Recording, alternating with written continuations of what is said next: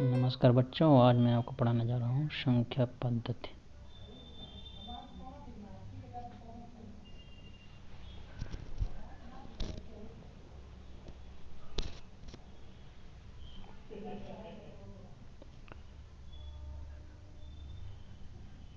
संख्या पद्धति में सबसे पहले हम जानेंगे कौन कौन सी संख्याएं होती हैं। तो संख्या पद्धति में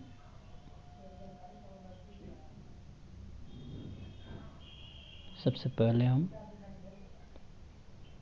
प्राकृतिक संख्याओं के बारे में जानेंगे, जिन्हें अंग्रेजी में नेचुरल नंबर्स कहते हैं।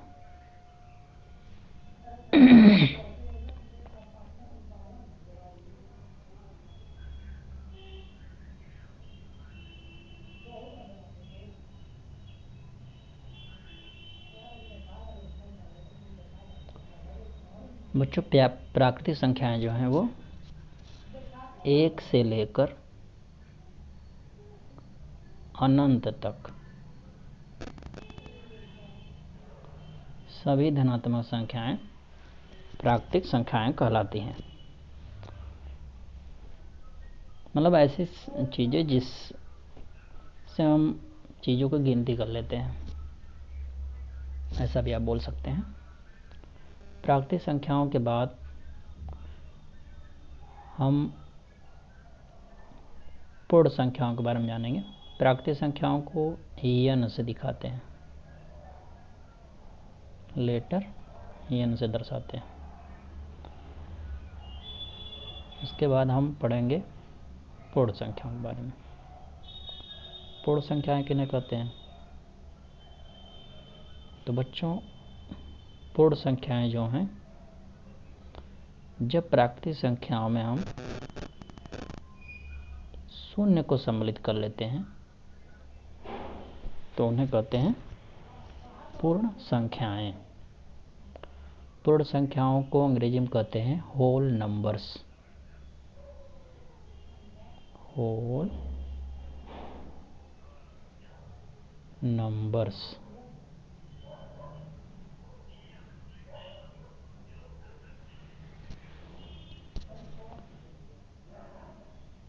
तो होल नंबर जो होता है 0, 1, 2, 3, 4, 5, इसी तरह अनंत तक चले जाइए।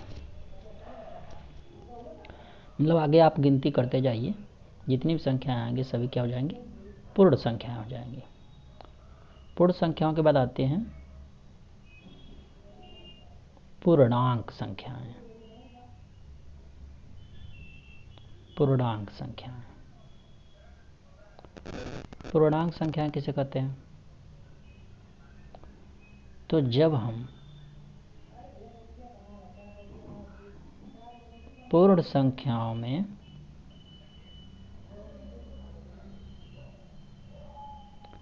ऋणात्मक संख्याओं को शामिल कर लेते हैं तो उसे कहते हैं पूर्णांक संख्याएं।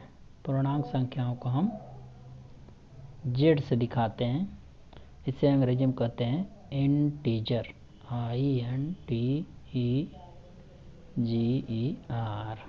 Integer number. तो इसमें क्या होता है? शून्य होता है और सभी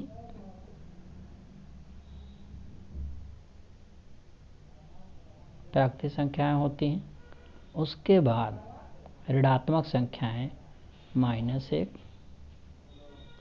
-2, -3, इस तरह आप बाईं ओर माइनस में बढ़ते जाइए।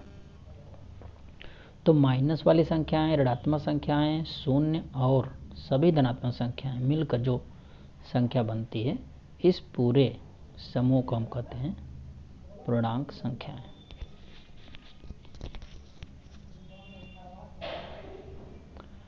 पूर्णांक संख्याओं के बाद नंबर आता है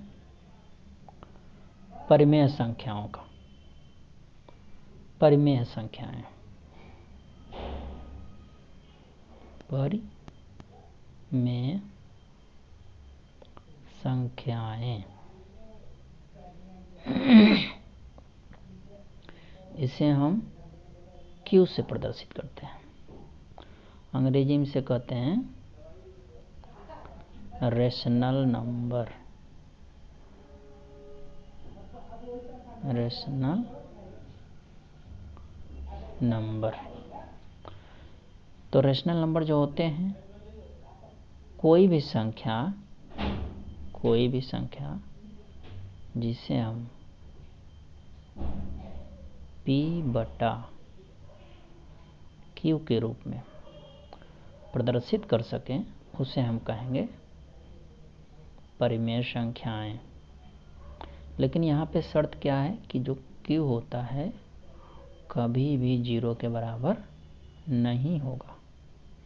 तो Q कभी भी 0 नहीं होना चाहिए। तो 0 को छोड़कर कोई भी संख्या Q की जगह हो सकती है। तो P/Q पे Q कभी भी 0 नहीं होगा। तो ऐसी सभी संख्याएं हम कहते हैं परिमेय संख्याएं। उदाहरण लेकर समझते हैं। जैसे 3/4 या फिर -3/4 आप कह सकते हैं, या 3/-4 भी लिख सकते हैं, या फिर हो सकता है कि ऊपर की संख्या बड़ी और नीचे की संख्या छोटी हो।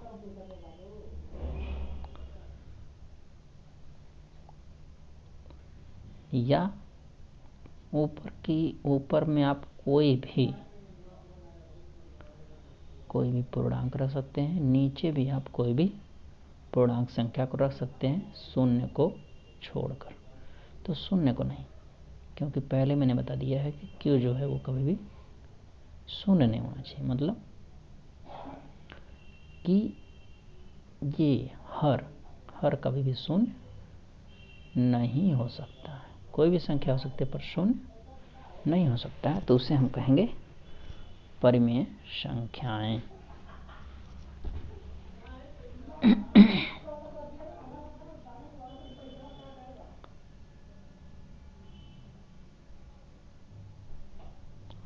तो बच्चों, बस आज यहीं तक।